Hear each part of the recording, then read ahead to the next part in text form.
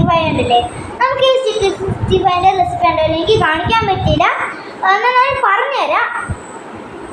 ആദ്യം നമുക്ക് ചിക്കൻ ഈ ഒരു വലുപ്പത്തിൽ അരിഞ്ഞെടുക്കണം. എന്നിട്ട് നമുക്ക് അതിൽ മസാല ഇട്ട് മുക്കാം. അപ്പോൾ മസാല നോക്കാം.